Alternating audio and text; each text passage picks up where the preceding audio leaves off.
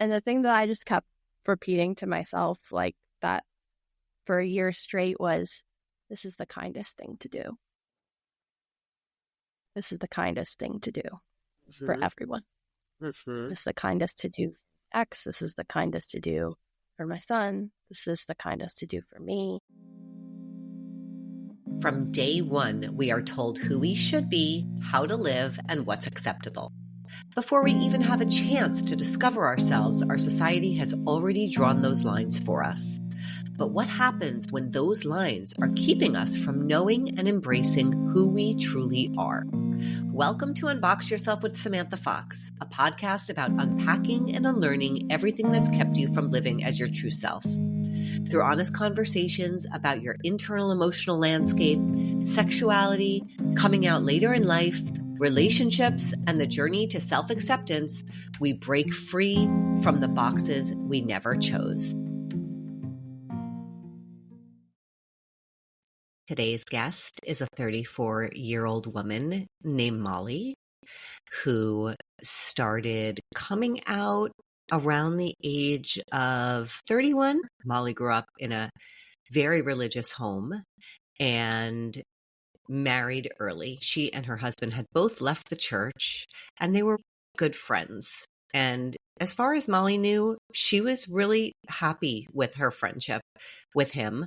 She says she romanticized that friendship, but it meant a lot to her that they were together. They had a child together when she was 23. Molly stumbled upon my content during COVID and started to go through a real awakening of her own, which you'll hear about in this podcast episode. Molly came from parents who became religious a little bit later on in their own lives. Molly's father turned to religion when his own brother passed away from the AIDS epidemic. Molly had a sister who was 9 years older than her, and her sister was queer.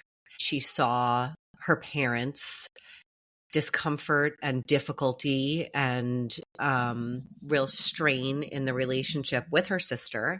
She saw from a very young age that being anything outside of what her parents expected of her was not an option. So much so that when a friend of her sister's took his own life and her sister came home to share that news with her parents response to that was he was better off dead than living out a life as a gay person. Molly overheard this and never forgot it. There was no option for Molly in her very young mind to be anything other than what her parents expected her to be. And here is Molly. Hi, Molly. Hey, it's so great to be here. I feel like I'm on such a full circle moment with you on the other side of something I never imagined coming out of and getting to this point. So you were saying that the way you grew up with your sister and what you learned from the church kept you from being able to explore yourself or really look at yourself. Yeah, it was not something that my brain was even able to consider as an option or even look at, like total blinders. In my late 20s, I was joking around with friends who were queer, because of course I was hanging around with queer people because those are the only ones I felt like myself with. And I was like, you mean straight people don't watch lesbian porn? And I just got blank stares. And I was like, oh my gosh, I just completely outed myself to myself. Oh my gosh. And it just kind of flipped the world on its head. Like, what? Maybe I am. What? No. And so, of course, what do you do during COVID when you're having these feelings? You turn to the internet. And that is where I first found you. The beginning of 2022 was right when this was all happening. So I'd been really depressed that winter before and couldn't figure out why. And yet I was hanging out with all these queer people and these poly folks, and just being around them And seeing your videos, my brain opened that door and said, what if you are? What would that look like? And even though everything in me tried to clamp down and shut it out, that was a part that would not be silenced at that point. I have CPTSD, and so I've always struggled with suicidal ideation, but at that time it was really intense because of how trapped I felt in the marriage that I was in. So when I started feeling really depressed, I found community, and the community that I found happened to be all queer. And I finally started feeling this spark inside myself, this hope that I had not felt in a really long time.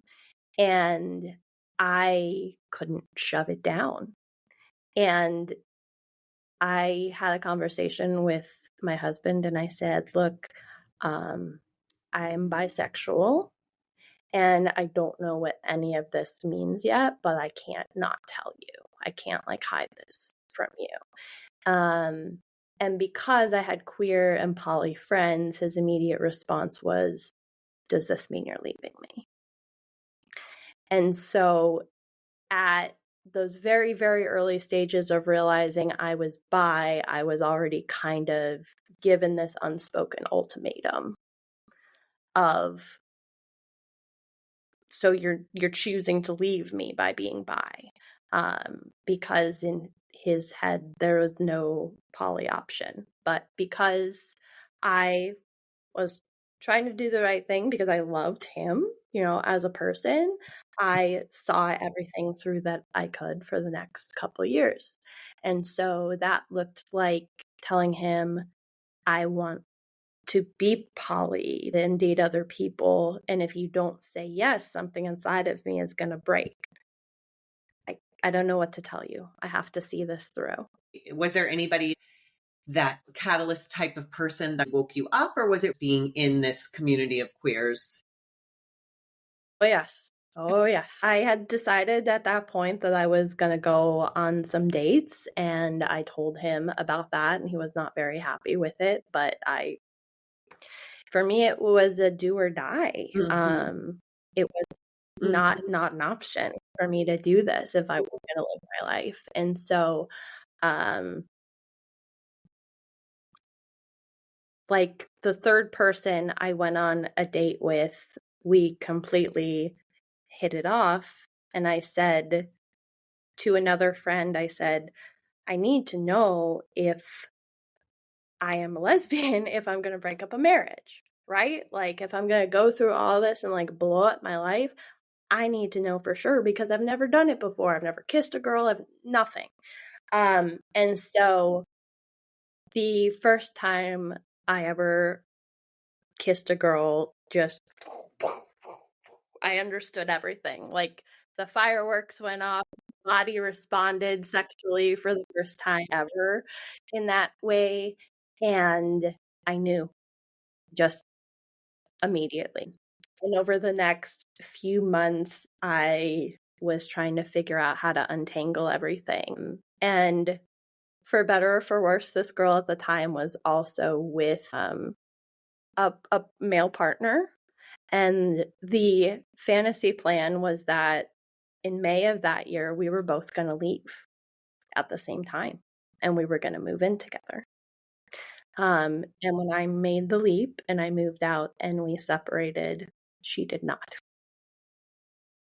And so my first lesbian love, this catalyst person, just dropped out of my life and disappeared.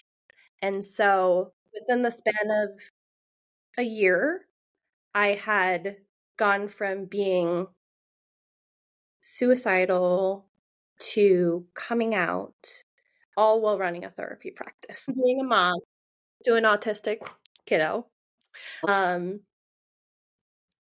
my dad died that year as well. And so that encompasses that. I was white knuckling it through for a good year just to come out on the other side and know that I could do it. Financially, I was absolutely terrified.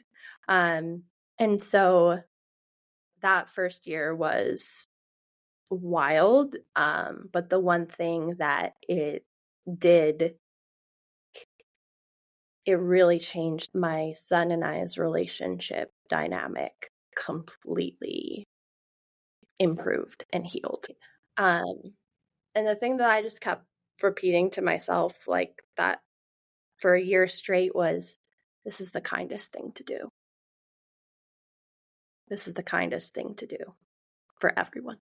This is the kindest to do for my ex. This is the kindest to do for my son. This is the kindest to do for me. So it sounds like you had a situation a lot of women that write to me have, where they have a really good guy that's like a really good friend.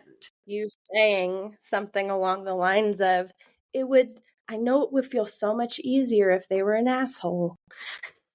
And I was like, yeah, it would, because he hasn't done anything wrong. And I still have so much respect for him as a human. But the fact is that so much of it was romanticized once I took a step back. You know, the connection was very codependent, right? It was a lot of these emotional flashbacks that we talk about in CPTSD, where I am not reacting to the person in front of me, right? When we have really complex histories, that all layers into our adult relationships and our parts taking over to protect our inner children and all of that. So it sounds like you had to do so much work and really have so much strength to get through that time where you had a lot of loss. I know you gained that hope, that piece of hope that you didn't have, but that light of hope seems like it carried you through a lot of darkness that still took place afterwards, losing some time with your son and losing this relationship that you thought you were moving into, and then losing your dad, and still staying on the path. That really takes a lot of strength and courage.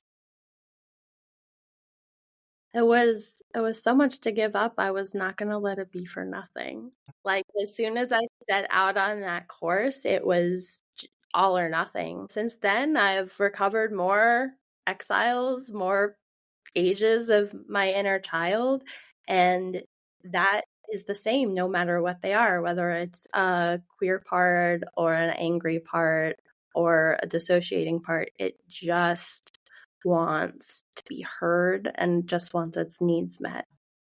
So it sounds like this step into your authenticity in terms of your sexuality helped you step into so much adult self energy also, where you're able to do all this healing work that's not even really related in any way to your sexuality. Just being able to tap into that piece of identity allowed you to tap into all these other places as well that you had work to do. Yeah, once you open the hatch, they just keep coming out. Yeah. Okay, so take us now. So this is 2022. That was all happening in 2022, and since then, what has happened, and where are you today? I dated a couple of people very short term, and then I met my current partner in June of 2023. And so we've been together for almost 2 years now. Okay.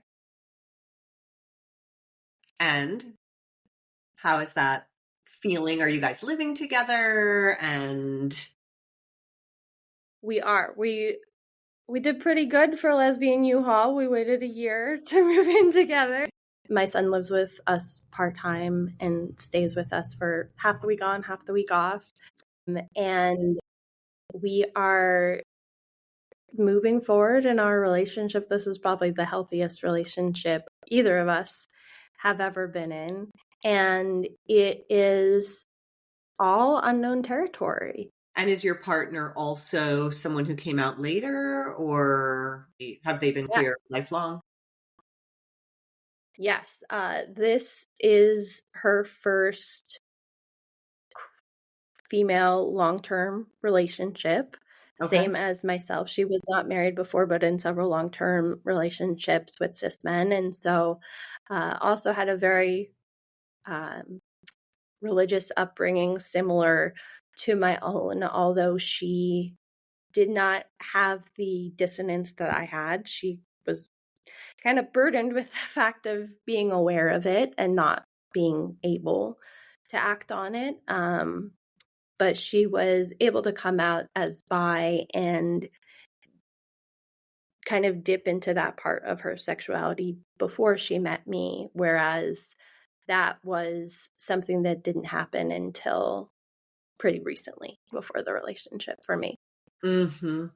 And just in terms of the fluidity of the identity, have you moved? I'm definitely not bisexual, and I am 100% lesbian, or I'm queer.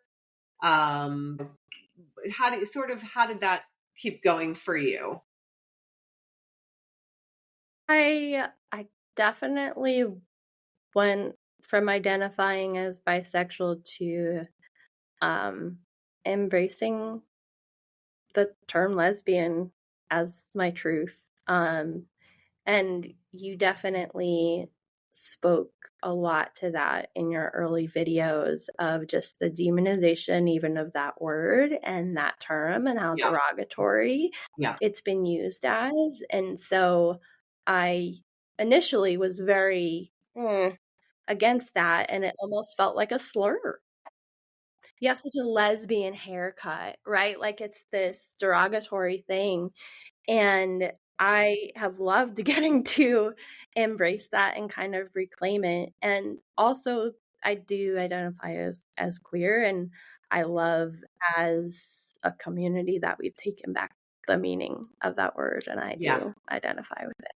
I'm curious, there is this place around the bisexuality and the fluidity that makes me wonder if the bisexual label identity is actually because of compulsory heterosexuality. I've done so many posts on this, but just this feeling of I'm told I'm supposed to be with a man from the moment I'm born. I'm with a man, I marry a man. This man is a very close person that I love and also a really close friend.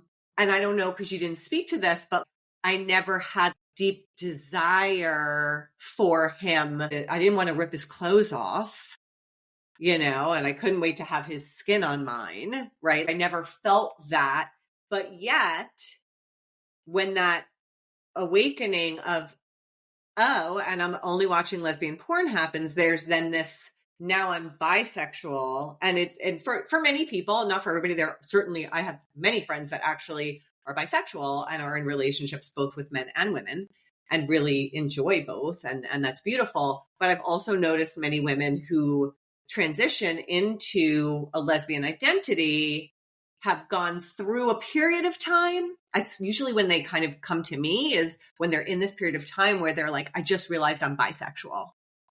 But they're really struggling with the bisexuality because they want to have relationships with women and they need to feel that out in order to figure out, like you needed to, am I bisexual or am I actually gay?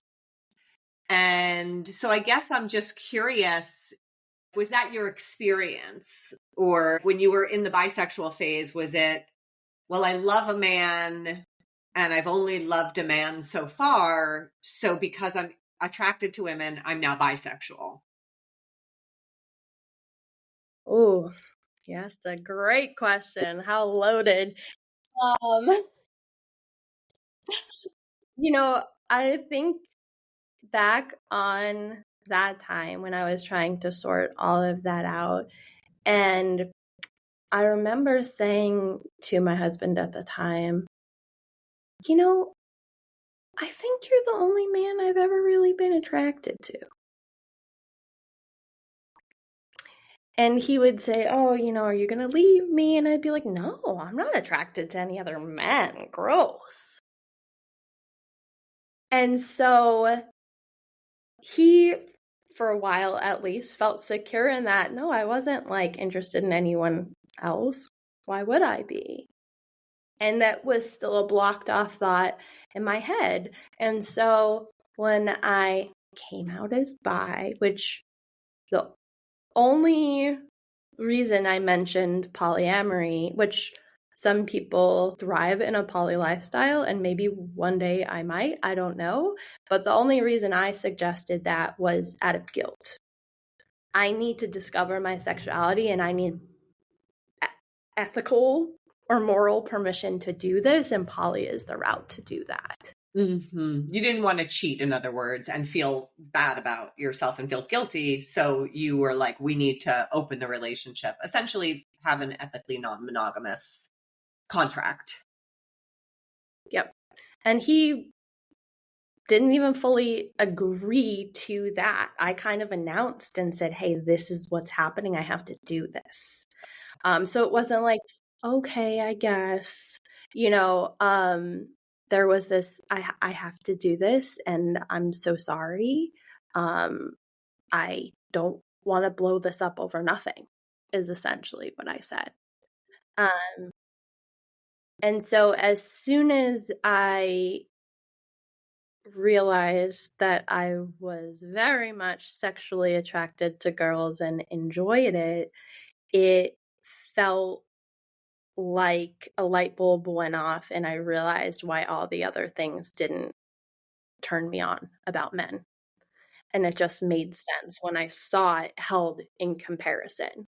And that was really what I needed in that moment to say, I need this fresh experience to feel what I'm missing. And it felt indulgent at the time, and it felt promiscuous and maybe even like immoral. And at the same time, I have no regrets about any of it. And I couldn't have known if I hadn't tried. I have so many women that I work with that are late 40s all the way through 50s.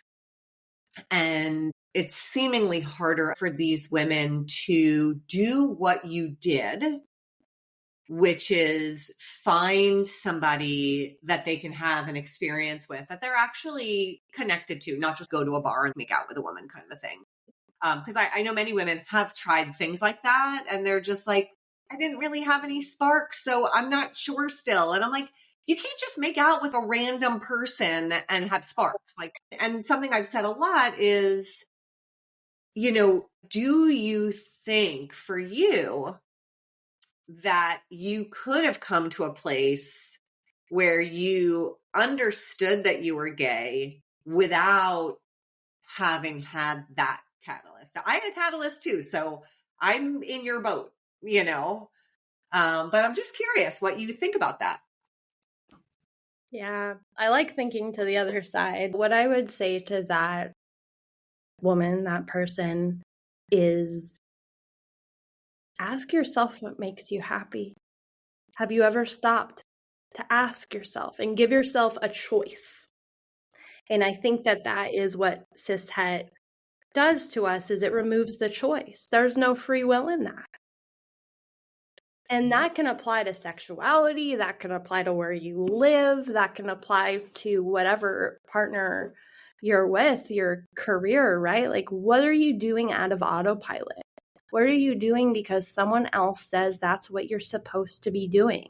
And because there's this fear of getting in trouble that comes from some greater authority that we perceive. And that was my real catalyst. If I hadn't have had a relationship catalyst, that asking myself that question and realizing, oh, right, I didn't choose any of this. Like, the church chose this for me. The men in my life chose so many of these things for me, even down to feeling like I didn't really get to choose my career. It was just, you're good at helping people, and I am good at helping people. I'll just serve them for the rest of my life.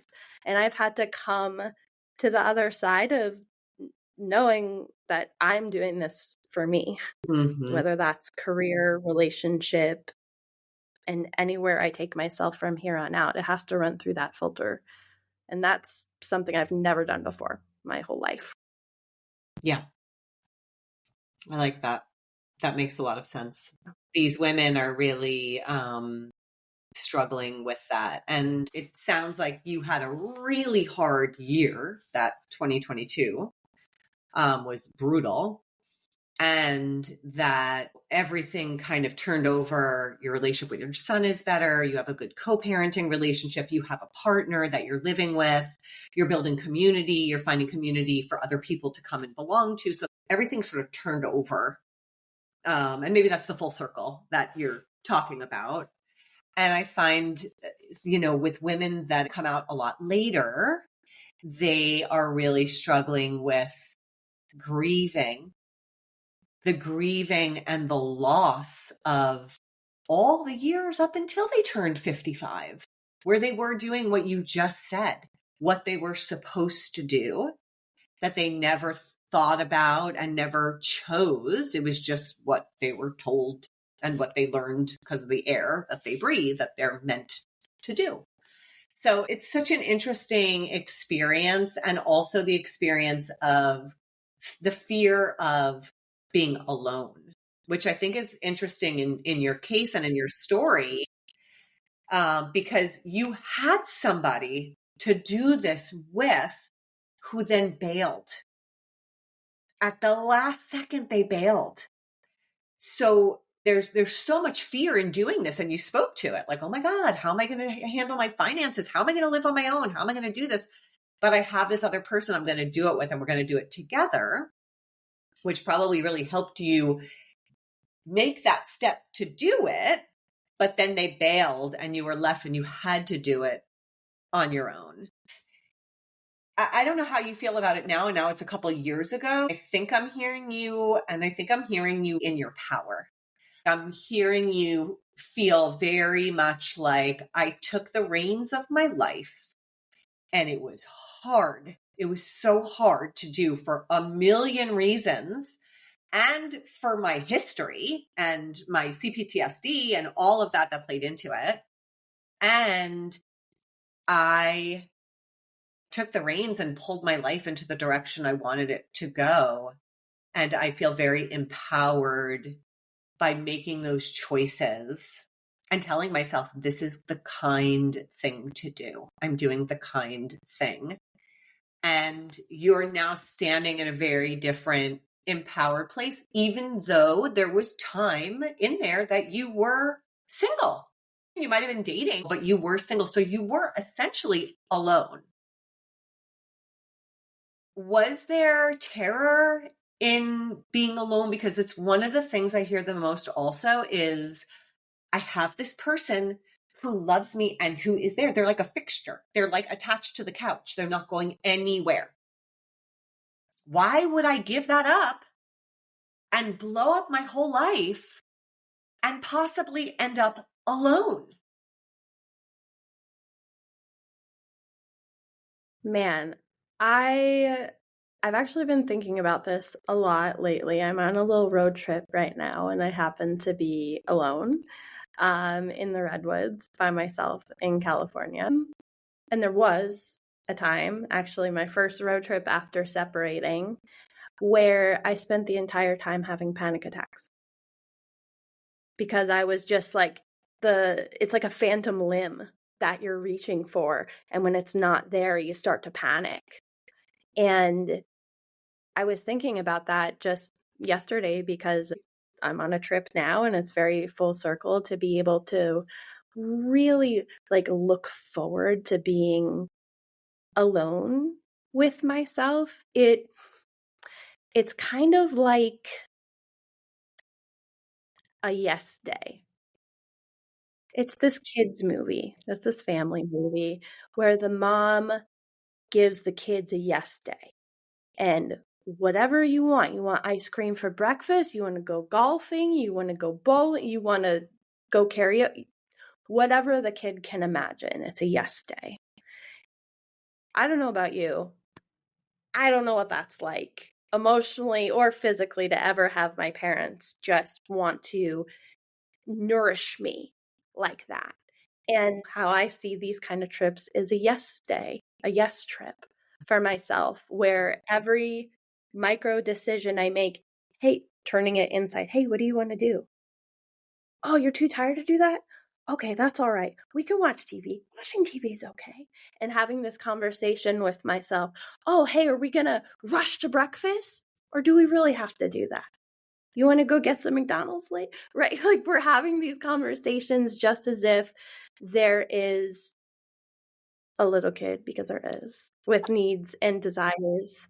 And I love this little girl that I have gotten to know. That was, I mean, kind of literally locked in a closet for so many years. What people are, I think, afraid of is that inner child inside will take over and it will cause the whole system to crash. Mm-hmm. That it's, you know, the motherboard can't take that many needs. It starts to burn out. Yeah. Yeah. And another way to think of it is, and I know you've done a lot of IFS work, is like they don't have enough self energy yet to be able to have compassion and care for their little ones, you know, their little exiles or little inner children. They don't have enough of that adult self energy to do that parenting that you're able to do with your little one or little ones. Yeah. So I really believe that is work that, and you're living proof of this and you're doing it so beautifully in such a really clear way, how you're able to talk about these conversations that you as the adult parent that you are to your inner children on this alone time trip where there's nobody else to tell you what to do except for listening into your little ones and checking in with them and doing what feels good for them and really be parenting them, which is so healing. And I really think we can do this work. I mean, you are living proof of this. So I just want to speak to anybody out there who's really struggling with this feeling of terror of being alone. Being alone can be so beautiful because you get the time to connect to your inner little children and take care of them in ways nobody else ever has and nobody else can. Having the language for that even is so important. And that's what I've been working on the past couple of years, is learning how to have these conversations with myself. And I think there's this misconception. I'm, I guess, a younger mom, but this misconception that you have to have reparented yourself properly in order to do the reparenting. I feel like it happens simultaneously. Yeah. Like it's a constant, I meet my need so I can meet my kids' need. Mm-hmm. And there is no, well, I've parented and nourished myself to a certain standard, so I'm good for 6 months. It's a constant give and take because they're always there. I call it life work. You know, people are like, well, how long will I have to work with you? How long do I have to do this work? For the rest of your life. You know, and people are like, what? I don't just get to a certain point and get a stamp and I'm done and I'm good. And I'm like, nope, absolutely not. Yeah. But that's so beautiful that you can do this work forever. Why do you need to stop? You know? So it's a different mindset, but I love how beautifully your journey is really reflecting that particular set of work that's just so important to do. And it's not like you have to do that work in order to be able to have a relationship, because a lot of people think, you know, or hear people say you should not be in a relationship until you've done this work. But you know what? Life just doesn't really work that way. And relationships bring you a lot. And as long as it's healthy and you're growing with the person and you're learning how to communicate, you can do this work while you're also in a relationship, as you are. And that is a lesson that I really try and share with my clients as well. Like, you don't need to, get to this point of knowledge or growth to be able to help other people going through the same thing. And that's just such a sad misconception, because I think about if, if you had hopped on and gone into detail about things that were going on in your life, which you have at certain times, I never went, "Ugh, wow, a little too personal there." No, it's a connection because we're human, right? It's real life. And I think as therapists, as people under licensure, there is such a clouding of connection sometimes for the sake of professionalism. And I try never to sacrifice authenticity. And that's something I've always admired about you. Thank you. Thank you. Is there anything, Molly, that feels like you would love a little bit of extra perspective on, or maybe you've tried to think about it in a bunch of different ways, but you quite haven't gotten there yet, and it's still kind of difficult? To put it simply, there's a hang up in my brain around sex feeling like a chore. Even though I enjoy it more than I ever have with a man, it's not something I look forward to or feel motivated for until it's there and I'm in it. And then but there's a really big initiation gap, and then it's great. Mm-hmm. But there's a lip that I have to get over to enter that space. Mm-hmm. And I was wondering if you have any words on that. So let me just understand. So when it comes to being motivated to initiate, you have difficulty. That's right. What about when your partner initiates? I still do have trouble with that. Is that when it feels... There has to be a warm-up. Okay.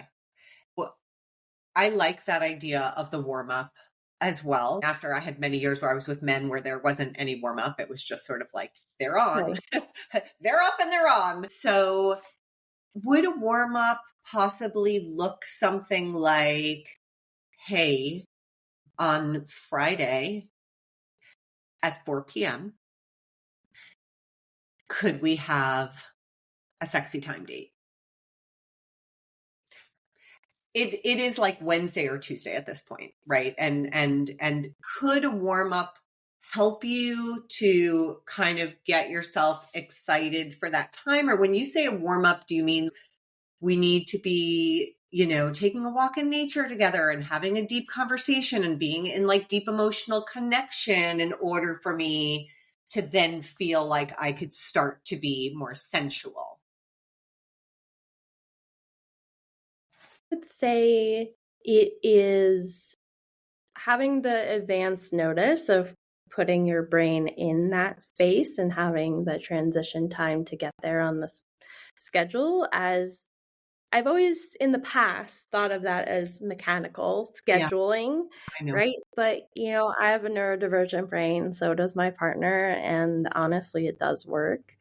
When I think about warming up, I think of physical stimulation specifically, of being able to feel safe in my body to receive sexual touch. I have to receive calming non-sexual touch first. Okay. Like a massage, some kind of sensory. We actually have a bag of warheads in the bedroom. That's one of the things, like if we kind of take a warhead out, we'll like start kissing. The body will kind of re-enter because of the sour. That's a way we do it. When we get there, we're okay. This is the sexual response cycle for so many of us. It just does not start with desire. And sometimes it takes a little bit of, and this is what you're saying. Once I have this stimulation, once I've gotten to the point where I'm being stimulated, I'm enjoying it. My body is responding. I feel good. But to get to that point of being sexually stimulated in whatever way that is, that feels for you, because we all have different ways that that can happen. But to get to that point, that's the part that's difficult. Yeah. Once you're there, it's good. I will also say that I feel like I enjoy intimacy when there are no expectations as well. So this idea of like, we only touch when we want sex, right, is not gonna work. If every time you touch me, I'm expected to sexually respond, I'm gonna start pulling away, right? Yes, very common. And I've seen that play out in a lot of couples. Those kinds of affectionate touches, when they can happen without expectation, end up being positive bids for affection. And they are sweet, and they feel nice. They feel like a little tiny warm hug over and over again, even if it's just your partner walking past you in the kitchen and her hand rubs off your back and then she's over here doing this other thing. That's a positive bid for affection and connection, but there's no expectation attached to it. Yeah. Right? I'm hoping that with your partner, that's something that she knows as well, that the expectation can't be any physical touch that we have leads to us having sexual contact. Right? Yeah. And then the other piece, the expectation that we're going to be in this space for 2 hours. We're going to have some sexy time. I like to call it sexy time. And it's going to be, it's going to be 2 hours, and we're both going to have amazing orgasms. I like to take all that off the table. There is no pressure around having an orgasm. Some people are like, why would you want to have sex if you're not going to have an orgasm? Because it's about pleasure.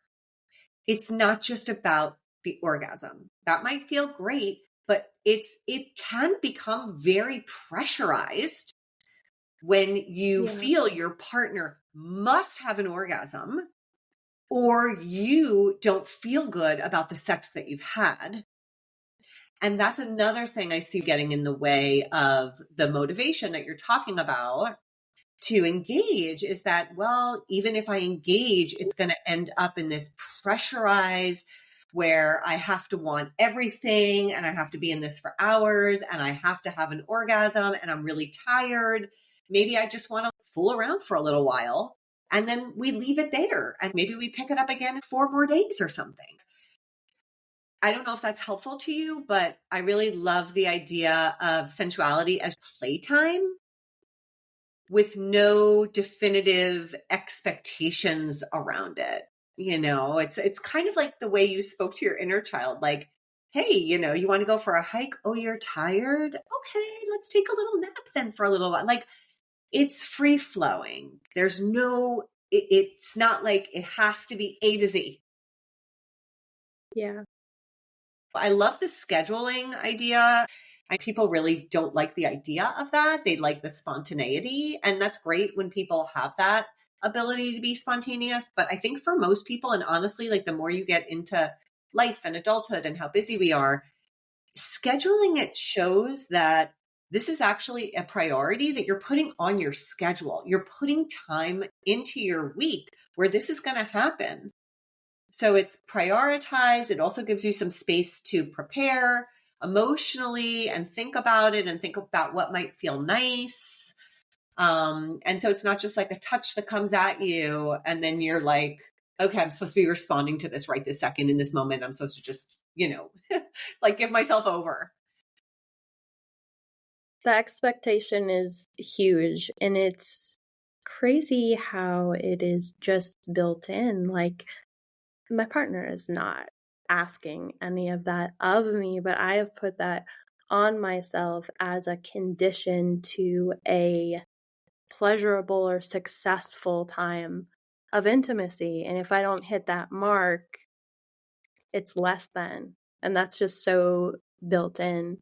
I'm wondering if there's a way for you to work with that part of you that is holding that expectation. Yeah. And get a little bit more curious about what would it mean if that part didn't come in with that expectation, which that expectation leads to successful sexual relationship. So if that part didn't get that success and the goal was not fulfilled, then what could happen? Like, what's the fear of that part?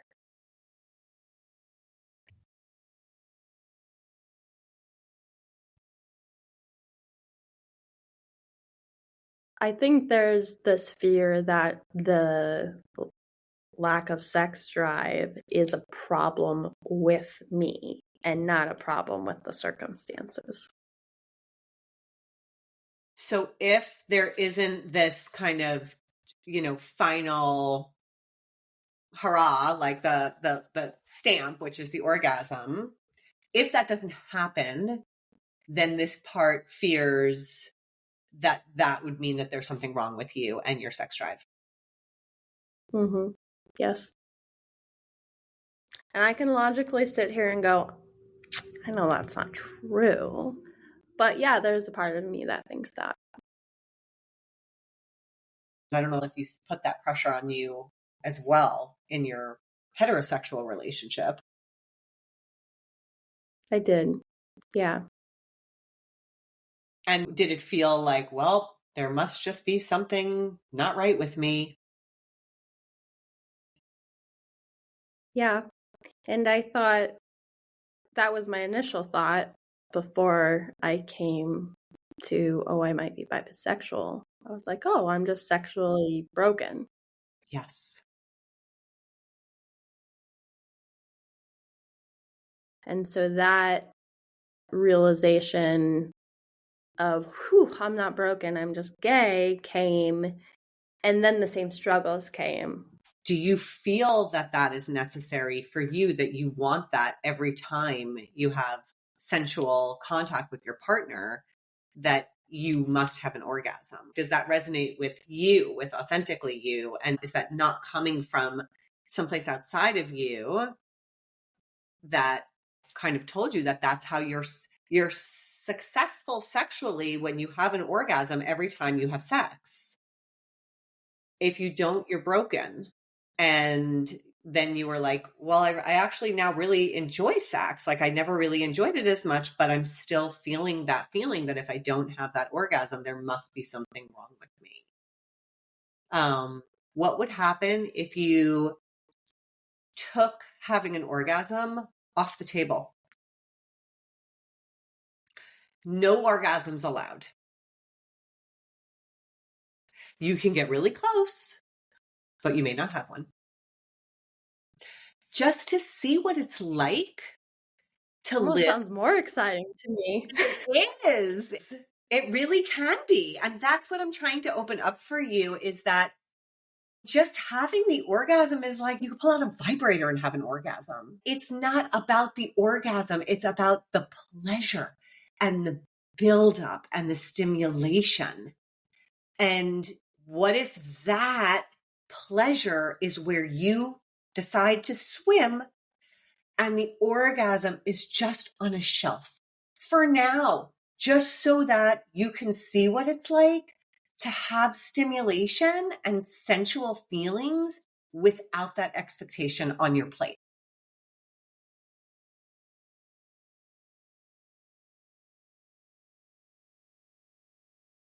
It's a very table turning thing, but it's just the other side of it. We put this huge emphasis, like a 90-10 emphasis on the end result. Yeah, and then we miss all the juiciness of that Whole other. experience. Stop yourself from having an orgasm. Don't have an orgasm. You will live with, first of all, you will walk around with desire coursing through your body most of the time because you did not allow yourself to fully complete. So it raises your libido. Right. It's like, oh, I'm looking forward to the next time because woof, like that was so exciting, but there's more to come, I didn't finish the book. Exactly. It's like really waiting. It's like you're reading that last chapter, like 1 page a month kind of thing. Really lengthen it out. I'm so curious. I'd like to leave you with that as something to try. That sounds great. That's so insightful. And I feel like everything you've mentioned, like there are things I've thought of before, but when put in this context of this whole conversation, I think you can hear something 10 times, but when you're supposed to hear it, that's when it hits, right? Yeah. And it sounds like you have such a beautiful partnership, and I really look forward to this area for you feeling more just pleasure filled without pressure. No pressure, just pleasure. That is great. I'm going to write that down somewhere. It's going to be my affirmation this week. Thank you so much for coming on and sharing your really amazing journey and story, and for being so vulnerable and real with, even after we go through all of this, we still have work to do as humans in relationship with ourselves, with others, with our work, with our family. This doesn't end. And you're just such a beautiful living example of that. So thank you so much for sharing all of that with us here. Thank you for being on my journey without even realizing it. It was so nice to talk to you. Amazing. Bye. Thanks, Molly. Bye.